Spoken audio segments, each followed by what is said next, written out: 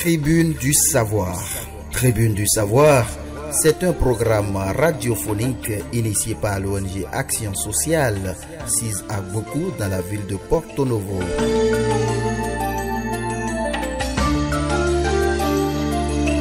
Tribune du savoir, c'est dans le cadre de la mise en œuvre du projet d'autonomisation des adolescents grâce aux compétences de vie du savoir.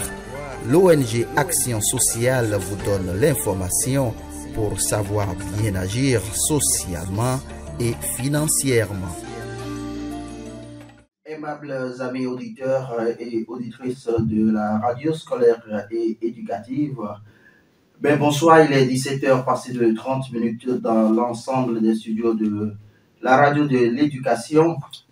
Tribune du savoir, c'est votre émission qui démarre sur les 92.9 en bande FM.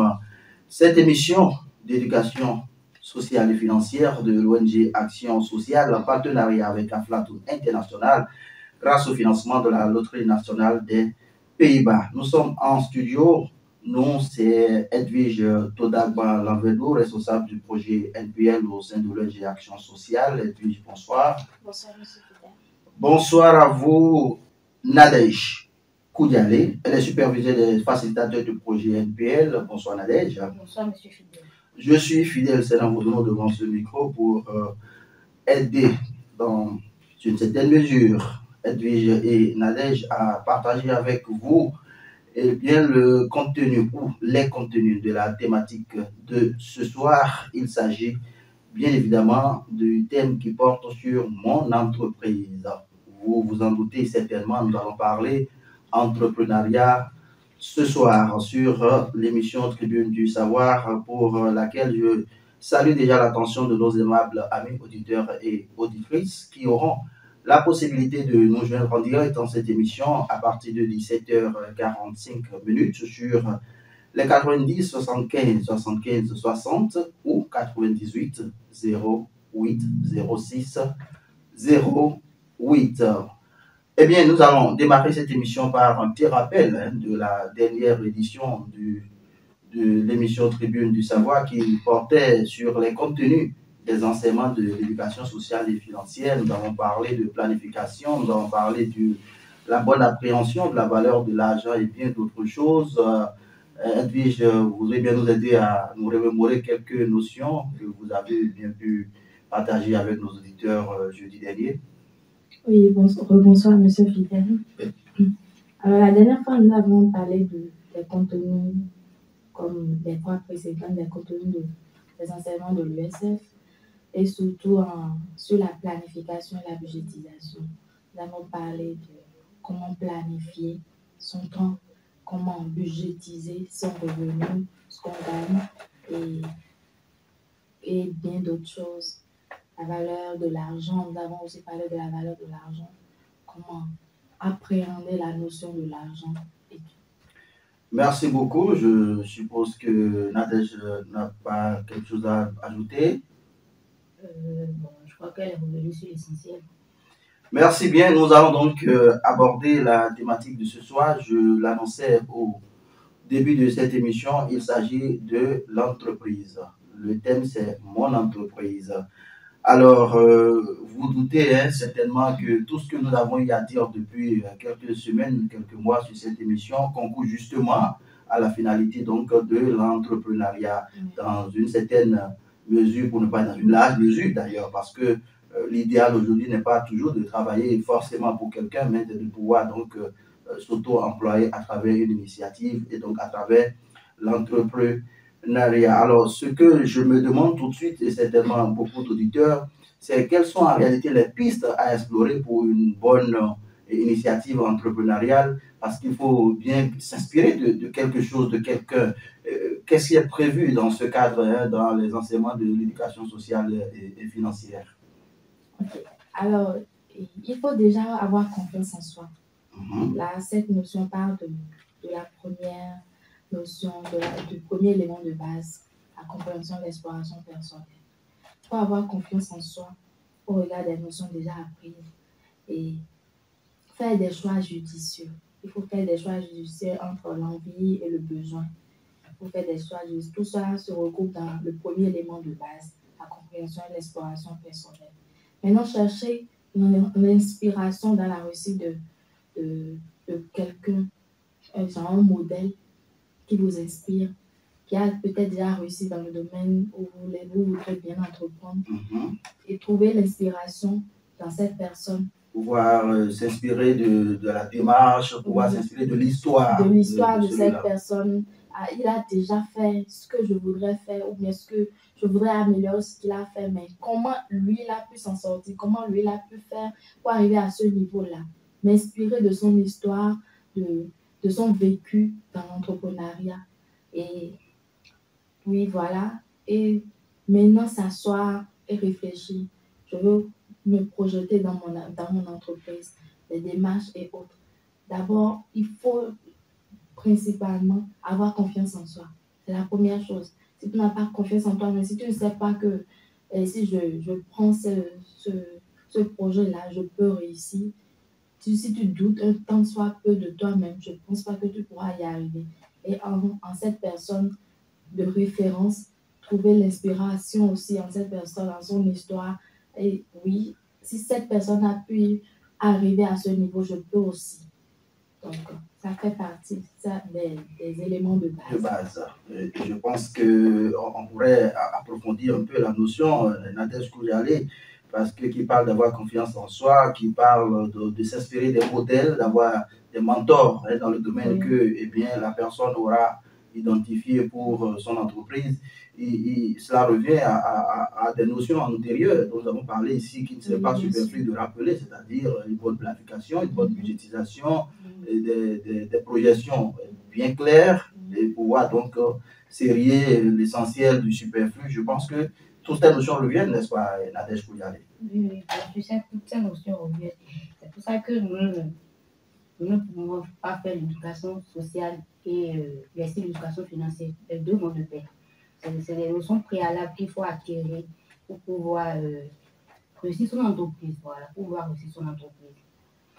Voilà, pour pouvoir réussir son entreprise, il faudra donc intégrer les notions d'éducation sociale pour pouvoir réussir donc dans son entreprise et vice-versa. Je crois que c'est le résumé de la pensée de Nadège sur la question. Je voudrais faire un saut en arrière pour revenir sur la notion même d'entrepreneuriat, parce qu'aujourd'hui, le terme est en vogue, mais on ne prend pas le temps de se demander en fait en quoi cela consiste, ou du moins par rapport au curriculum d'Aflaton sur l'éducation sociale et financière, qu'est-ce qui est donc véhiculé à travers cette notion d'entreprise. Je voudrais donc que vous essayez de nous donner quelques idées là-dessus pour que nos auditeurs puissent se faire une idée claire de ce qu'ils doivent embrasser et donc en termes d'entrepreneuriat. Oui, Edwige? Oui, alors l'entrepreneuriat, dans le curriculum Aflaton, l'entrepreneuriat, c'est le fait de se jeter les bases de la confiance en soi, comme je le disais tout à l'heure, qui permettra à nos adolescents ou à toute personne de construire leur idée d'entreprise, de construire leur entreprise. Et de là, ils prennent l'initiative pour aller vers une entreprise sociale ou une entreprise financière. Il y a aussi une idée plus réaliste des obstacles et des opportunités. Ils doivent s'asseoir et prendre conscience de... Parce qu'à priori, un individu ne peut pas tout. Il y a forcément des domaines dans lesquels il est fort, il y a des domaines où il est faible. Donc, savoir appréhender ses forces et ses faiblesses, savoir appréhender aussi les opportunités, et savoir les menaces, tout cela constitue la notion même de l'entrepreneuriat. Donc, avant même d'aller dans le vif de l'action, il y a forcément un travail à faire sur soi. Oui, forcément. Un travail à faire sur soi. Et c'est donc de cela qu'il s'agit. Alors, vous m'avez plus ou moins, je vais dire, devancé dans la prochaine préoccupation que je voudrais adresser à Nadège, qui est de savoir, donc à la fin, mais comment je projette mon entreprise. Quand j'ai fini d'assimiler les notions de connaissance personnelle, de connaissance de mon entourage, d'une bonne budgétisation, d'une bonne notion d'épargne, d'une bonne planification, comment je projette réellement mon entreprise au vu donc de toutes ces notions que vous nous auriez déjà apprises, Nadège? Alors, pour se projeter dans son entreprise, je vais parler de deux grandes étapes. Mhm. La première étape, c'est de savoir si nous voulons entreprendre seul ou en groupe.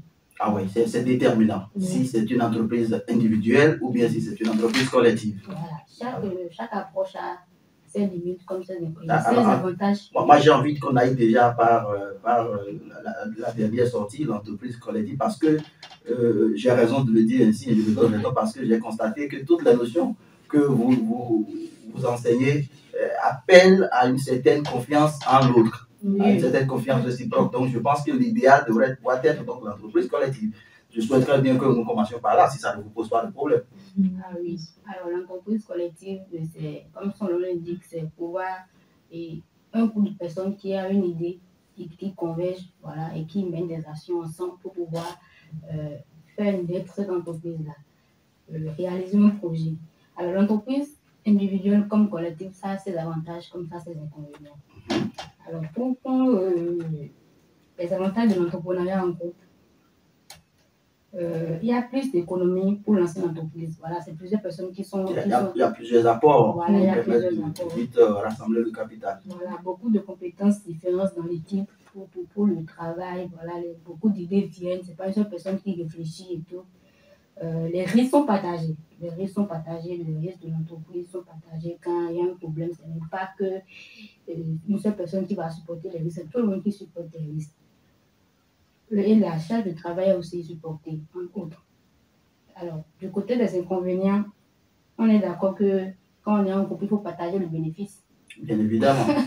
Bien évidemment. Il faut partager. Mais moi, je ne perçois pas la chose tout de suite comme un inconvénient en tant que tel, parce que ce qui est sûr, en étant seul, si nous restons dans la logique même de l'éducation sociale et financière, en étant seul, forcément, on ne fait pas autant de bénéfices qu'en étant en groupe. Et de toute évidence, plus on fera de bénéfices, plus donc on aura de revenus pour tout le monde. Donc, a priori, quand moi je prends le rapport de proportionnalité, je me dis, bon, quelque part, c'est pas un inconvénient en tant que tel. Mais en tant qu'homme, est-ce que vous n'avez pas envie de tout garder vous seul? Oui, mais c'est ça ce que nous combattons justement dans l'éducation sociale et financière, qui est donc justement d'avoir une certaine vision de la communauté. De la communauté. Donc, si on reste dans cette vision, vous l'avez dit tout à l'heure, si on reste dans la vision de ce que, eh bien, il faut pouvoir vivre en communauté, pouvoir créer certaines synergies avec les autres, je pense que l'idée même de s'approprier, de s'arroger la richesse soi-même, l'idée n'a plus sa raison d'être. Et à partir de ce moment, je pense que c'est ensemble donc qu'on sera plus fort et ensemble, ils gagneront encore certainement plus. Je pense que c'est un peu ça. En fait, moi, j'appréhende beaucoup plus cette facette de la chose. Quand vous voyez par exemple l'histoire de Mark Zuckerberg, de Meta, enfin Facebook est devenu Meta maintenant, il n'est pas parti seul, même si ça finit par porter son nom, puisque c'est lui qui avait l'idée première, mais c'est toute une équipe, et jusqu'à aujourd'hui, c'est une équipe inimaginable à travers le monde. Et je pense que tous ceux-là, ils ont leur part dedans. Et je pense que c'est justement l'éducation sociale et financière à la base qui leur permet d'avancer dans ce sens-là. Donc, je crois que ça reste un défi pour nous, où nous avons du mal à nous faire confiance, mais je pense que le problème est en train d'être résolu quand on écoute vos cibles au niveau donc des ateliers ou c'est des clubs à Flatine. Je pense que c'est des paradigmes qui sont en train de changer, n'est-ce pas? Alors, autre inconvénient qu'on peut observer en entrepreneuriat de groupe, c'est peut-être les disputes, les tromperies. Surtout quand il y a beaucoup de femmes dans le groupe. Ah non, pas du tout, pas du tout. Les disputes, les tromperies, les mesquineries, bon, ça arrive. Et normalement, avec l'éducation sociale que nous donnons, ça devait pouvoir changer le comportement de l'homme. Et en entrepreneuriat, en entreprise, surtout ceux avec qui nous travaillons, une fois que vous avez eu ces valeurs-là que nous dispensons, et vous les avez acquises, normalement, en entrepreneuriat de groupe, vous allez pouvoir dépasser ces petits problèmes-là, dépasser ces petits problèmes de malcompréhension, voilà, de vivre en communauté. D'accord. Je ne vous arrête pas, vous gardez le fil de vos idées. Je voudrais rappeler une fois de plus à vos amis auditeurs qui nous suivent, qu'ils ont toujours la possibilité d'intervenir dans l'émission à travers le 90 75 75 60 ou le 98 08 06 08 pour leurs diverses préoccupations ou questions donc d'éclairage sur tel ou tel compartiment des notions que nous diffusons directement donc à travers cette émission. Je reviens à vous, Nadège, pour parler justement donc de ces goulots d'étranglement à l'initiative entrepreneuriale collective. Oui. Autre inconvénient peut avoir la limitation de la liberté individuelle de décision. Voilà, c'est pas une seule personne qui décide. Donc, si j'étais en entrepreneuriat individuel, voilà, il y a une situation, je prends une décision aussi rapidement. En entrepreneuriat individuel, de groupe, pardon, vous êtes obligé de consulter les autres. Voilà, vous êtes obligé de consulter les autres. Parfois, ça constitue un blocage pour l'évolution de l'entreprise. Donc, voilà, entre autres, les inconvénients de l'entrepreneuriat de groupe. J'ai envie de demander à Edwige, alors dans ces conditions, vous auriez préféré quel type d'entrepreneuriat, personnel, individuel ou collectif? Je préfère toujours le collectif. Le collectif, hein, en bonne éducatrice sociale et financière, ça ne m'étonne guère. Je pense que c'est l'idéal justement, hein, et c'est l'enjeu même d'ailleurs de cette émission qui permet donc de mettre en avant les enseignements donc, sur l'éducation sociale et financière. Le lieu de saluer notre partenaire Aflatoon International et notre autre partenaire financier, la Loterie nationale des Pays-Bas, qui permet donc d'approfondir ces notions avec les auditeurs au-delà de nos cibles qui sont au niveau donc, des clubs Aflatoon, mais qui suivent déjà des cours en direct avec les facilitateurs. Nadège Koudjalé n'en a pas fini sur la question. Non, il reste la deuxième étape, c'est de savoir si son entreprise est viable ou non. C'est une question de viabilité. Voilà. Et pour cela, il faut se poser des questions. Savoir si ce serait rentable. Si l'entreprise pourra impliquer plusieurs personnes, c'est-à-dire que est-ce que l'entreprise pourra offrir de l'emploi aux autres. Est-ce que ce que je ferai, est-ce que ce que mon entreprise fera sera une contrainte pour le personnel qui va y travailler, ou bien ce sera du plaisir à travailler, ou bien du plaisir à travailler, combien d'argent il me faudrait pour commencer et combien je pourrais gagner. Et pour le but social aussi, il faut se demander si mon entreprise pourra porter des préjudices, si mon entreprise portera des préjudices à l'environnement. Alors, il faut penser aussi à la protection de l'environnement dans son entreprise. Toujours dans la dualité hein, de l'entreprise sociale et financière. Voilà. Je crois que c'est assez clair. Ça rentre dans la perspective d'ailleurs de l'étude de marché. Je pense que ça fait partie hein, des étapes de formation que vous donnez d'abord aux facilitateurs et ensuite aux cibles, n'est-ce pas? Oui, Nadège? Aussi, se demander si son entreprise sera discriminatoire. Si je passe surtout du genre. Si un genre serait plus privilégié que l'autre. Alors que l'idéal, c'est qu'il y ait quand même cet équilibre, il faut respecter les trois. L'équité. Voilà.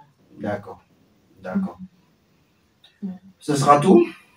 Il faut aussi se demander si son entreprise sera utile à la communauté. Parce que toute entreprise doit répondre à un besoin. Forcément. Il faut pouvoir faire l'étude du marché pour se convaincre soi-même de l'opportunité de son initiative entrepreneuriale, se convaincre aussi de ce que ça apporte quelque chose au public, ça apporte quelque chose au potentiel client, s'assurer que ceux avec qui on se met ensemble ne sont pas engagés dans un processus par contrainte, mais parce qu'ils y prennent vraiment du plaisir et que le travail sera vraiment un travail de plaisir, que ce soit un travail plaisant. Je crois que c'est ça même le fond de l'idée. Et ce n'est pas si étonnant que ça, puisque les préalables sont déjà donnés par rapport à l'éducation sociale financière, par rapport à la vie en communauté, le connaître toi-même, en quelque sorte, et tout le reste. Merci beaucoup. Je crois que nous avons évolué dans notre thématique de ce soir pour nous intéresser. Je crois que c'est Edwige Todagwa Namedou qui avait anticipé une fois de plus sur la question en parlant des forces et faiblesses. Je voudrais quand même revenir là-dessus. Nous sommes sur la voie de l'éducation et la répétition serait pédagogique, n'est-ce pas? Alors, nous en parlions en préparant cette émission. Je voudrais revenir là-dessus pour nos amis auditeurs. Vous parlez donc des forces et faiblesses. Vous parlez aussi de tests FFPM. Je voudrais comprendre un peu qu'est-ce que vous mettez dans dans ces terminologies-là. Oui, alors quand on fait déjà les analyses des critères dont Nadège vient de parler et tout ça, toujours dans le processus de projeter une entreprise, Oui. il faut aussi faire le test, le test FFPM, c'est-à-dire force, faiblesse, possibilité, menace. Ok. Pour votre idée d'entreprise, pour votre entreprise. Est-ce que en face, mon idée d'entreprise, face à ces forces, je dois identifier ces forces, les forces de l'idée d'entreprise, ce que je voudrais faire, ces forces, quels sont nos talents, quelles nos compétences et nos capacités, et de quelles ressources disposons-nous pour nous aider à mettre en place cette idée d'entreprise. Ça fait partie des forces. La faiblesse, de quel talent, compétences, capacités aurions-nous besoin que nous n'avons pas encore dans notre groupe. Et qui serait quand même notre faiblesse Voilà. dans le processus. Il faut pouvoir l'identifier. Voilà. Donc, ça fait partie des faiblesses. Il faut identifier aussi les faiblesses. Maintenant, possibilité. À qui pouvons-nous demander de l'aide ou du soutien? Qui connaissons-nous qui a de l'expérience dans ce type d'entreprise? Oui. Donc, bien d'autres questions. Et les menaces. Quels sont les 3 éléments qui pourront rater dans notre plan? Quels sont les éléments? À quoi pourrons-nous... Vous parlez de 3 éléments, je n'ai pas bien compris. Non, je parle des éléments qui pourront être peut-être une menace. Pour constituer des menaces Oui. par rapport à l'éclosion de l'idée d'entreprise. Oui. D'accord. Donc, il faut identifier ces 4 points. Il faut analyser ces 4 points et voir si je débute aujourd'hui mon entreprise, est-ce que je ne vais pas faillir demain? Est-ce que je ne vais pas tomber? Est-ce que mon entreprise pourra durer dans le temps? Donc, il faut faire ce test-là et être sûr que si je commence aujourd'hui, je ne pourrai pas tomber demain. Je crois que ça rejoint l'idée donc de la prise de risque collectif parce que dans une certaine mesure, quand on regarde tout ce diagnostic que vous posez là, de toute évidence, une seule personne ne pourrait pas s'en sortir parce qu'il faudra, je ne sais pas, faire appel peut-être à un cabinet pour aller faire étude de marché. Alors que si on est ensemble et qu'on est vraiment nantis des notions d'éducation sociale et financière que l'organisation sociale met en œuvre depuis quelques mois, depuis quelques années, au Bénin poursuivra encore pour quelques années, pour ne pas dire tout le temps, parce que je le dis, sous le contrôle du conseil d'administration et de la direction exécutive de l'organisation sociale, qui est disponible pour aider toutes les couches socio-professionnelles bien désireuses donc d'avoir des notions sur l'éducation sociale et financière pour changer leur vie, pour changer leur mode de vie et bien se faire un avenir meilleur. Donc je pense que les choses se tiennent d'une façon ou d'une autre. Sur la notion des forces faiblesses, vous avez encore quelques idées à partager avec nous avant que je n'évolue? Oui, je voudrais aussi rappeler que en faisant tout cela, c'est que vous avez déjà fait aussi établir votre business plan. Ok, le business plan. J'aurais souhaité que nous revenions là-dessus dans la prochaine émission. C'est une thématique qui intéresse beaucoup de personnes quand on parle de business plan. Et la particularité, j'en suis persuadé, c'est que ça ne sera pas un business plan comme ce qu'on voit dans tous les autres domaines. Parce que ici, je reste persuadé qu'il y a un certain nombre d'éléments qui seront pris en compte en termes de communauté, en termes d'impact sur l'environnement, en termes de sociabilité. Donc, j'ai vraiment envie que nous revenions là-dessus dans nos prochaines émissions pour vraiment l'étayer. Mais je ne vous empêche pas déjà, parce que nous avons encore quelques minutes, de dire quelques idées là-dessus sur le business plan que vous venez de l'aborder. Je ne vais pas vous couper l'eau à la bouche comme ça. Allez-y quand même. Oui, et quand on parle de business plan, c'est que quelqu'un qui a déjà son idée d'entreprise doit pouvoir s'asseoir préalablement et établir en premier plan le nom, l'introduction, le nom de mon entreprise, ce que je voudrais faire dans l'entreprise, mon idée d'entreprise, qu'est-ce que ça comporte? C'est la première chose à définir. La deuxième chose, mon emplacement. Où est-ce que je voudrais l'implémenter? Il faut pouvoir le définir. Je veux vendre du beignet, du talé-talé il y a déjà 2 vendeuses devant la maison et je vais me positionner encore là, par exemple. Il faut analyser tout ça. Il faut analyser tout ça, faire l'étude du marché. La troisième chose, l'idée de marketing. Comment je voudrais promouvoir, comment je voudrais faire la promotion de mes produits ou bien de mes services. Voilà. Et la quatrième chose, oui, la troisième chose, voilà. Donc, et bien d'autres choses qu'on voudrait. Oui, je sais que c'est plus approfondi que ça. Nous faisons quand même le devoir, nous ferons le devoir de revenir là-dessus lors de nos prochaines séances radiophoniques sur l'éducation sociale et financière. Je rappelle à tous les amis auditeurs et auditrices de la radio scolaire éducative que vous suivez l'émission Tribune du Savoir qui traite de l'éducation sociale et financière. C'est l'ONG Action sociale basée à beaucoup dans la ville de Porto Novo qui met en œuvre justement un projet dédié justement à l'éducation sociale et financière à l'endroit donc des jeunes adolescents. Et cette séance radiophonique, ou du moins ces séances radiophoniques que nous faisons, permet au-delà de nos cibles traditionnelles d'atteindre le plus de monde possible. Et il est donc loisible à tous les amis qui nous suivent, petits ou grands, de prêter une oreille attentive parce que je sens que nous allons un peu en profondeur des choses au fil donc du temps et ce serait bien qu'ils en profitent réellement. Je voudrais revenir sur la question du jour, la question de l'entreprise pour que vous puissiez dire 2 mots rapidement sur les sources de financement. C'est bien d'avoir son idée, c'est bien de commencer la planification, mais comment il faut faire pour rassembler l'argent, c'est-à-dire que l'épargne dont vous nous avez parlé ici souvent suffirait à lancer son entreprise, encore qu'on ne sait pas quelle est l'envergure de l'entreprise. Je vous permets quelques minutes chacune de nous entretenir là-dessus, quitte à ce qu'on revienne là-dessus la prochaine fois. Ok, alors, concernant le financement de mon entreprise ou de l'entreprise, il y a 3 sources de financement. Il y a 3. La première, apport de diverses personnes. Je vais voir des gens, je collecte de l'argent on s'entend pour collecter de l'argent sur cette idée d'entreprise. La deuxième, sur fonds propres, comme vous le disiez tout à l'heure. Constitue-moi même mon capital. Mon capital.